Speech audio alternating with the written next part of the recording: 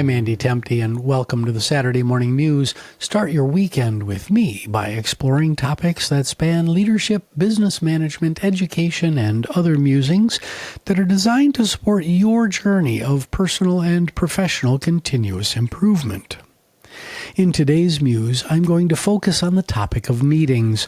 Love them or hate them, meetings are a meaningful part of corporate life and represent a significant opportunity for improvement, meaning making meetings more effective as part of any organization's continuous improvement practice. I've tackled the topic in my book, The Balanced Business, and my aim is to help improve the quality of your meetings so that they can become value additive for all attendees. What I'm about to discuss may be a touchy subject for some, especially those who routinely engage in side conversations while a meeting or presentation is in progress. So, here we go. We've all been there. The conference room is packed with attendees for the big presentation. The projector comes to life, the lights come down, and the speakers begin walking everyone through the next big corporate innovation, the quarterly financials, or an update on a cross-functional project. The room is professional and focused, with the exception of Susie and Quentin, who are whispering so loudly that their side conversation is impossible to ignore. As the presentation progresses, Susie and Quentin continue to chatter periodically amongst themselves, unimpeded and oblivious to their surroundings. Nobody steps in to call them on their behavior. Why is this the case?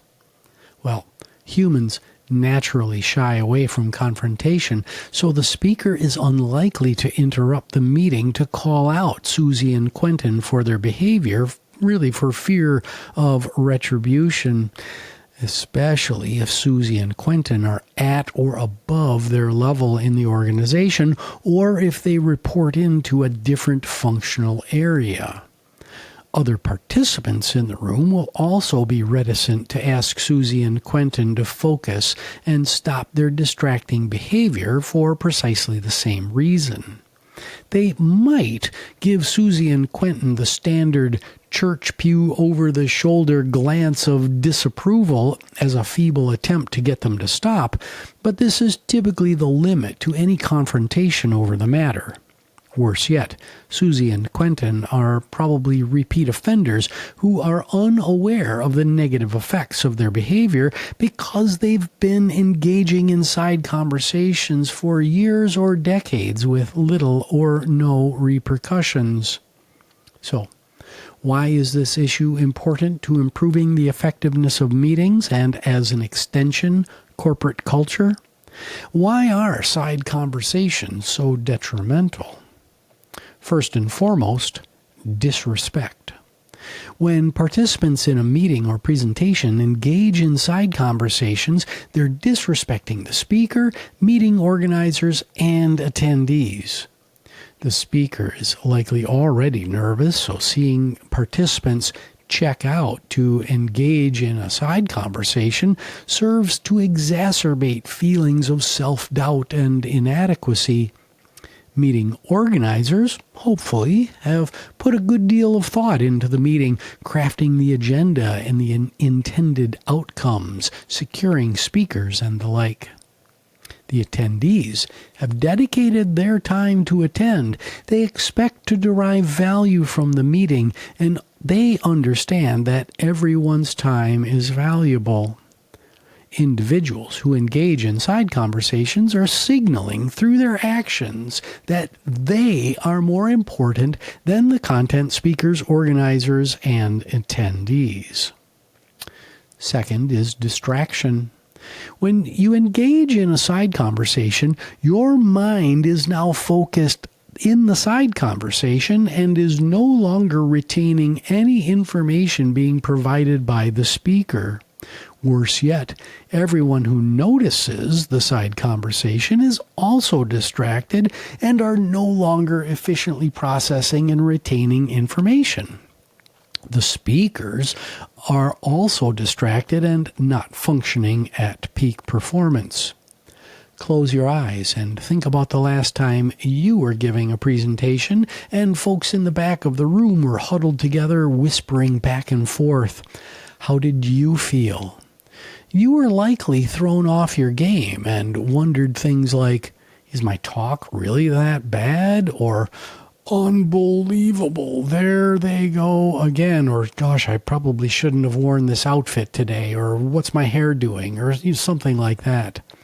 So, for everyone involved, the distraction from side conversations leads to limited learning, performance, and meeting outcomes. Next is reputation. If you're a chronic side conversation offender, you're becoming known for your behavior, whether you like it or not. Oh, here comes Susie and Quentin again. I wish they could just sit there and listen for once. What is the chronic side conversationalist becoming known for? Well, here are some of the descriptors. Selfish, self-centered, rude, unaware, oblivious, egotistical. While I applaud people who live in an I don't care what other people think of me life, the reality is that in business, your success is built on relationships and results.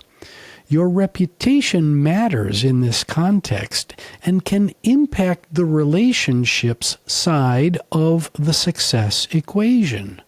Why put your reputation at risk by engaging in negative behavior that is completely within your control? Also, and finally, routinely engaging in side conversations may be a sign of a skill or behavior deficiency. Active listening, self-regulation, critical thinking, and courage are 4 critical workplace skills that should be continually honed throughout one's career. As I'll discuss in just a moment, these 4 skills stack on top of one another and, if practiced in meetings, can yield more positive results for everyone involved. So, what's today's recommendation? The next time you feel the urge to engage in a side conversation during a meeting or a presentation, instead, use that energy to exercise the skills of active listening, self-regulation, critical thinking, and courage.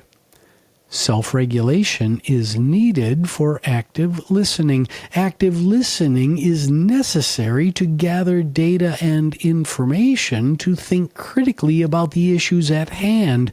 Critical thinking is needed to formulate good questions, and courage is needed to put yourself out there in front of the whole group to ask a question that's likely on everyone else's mind.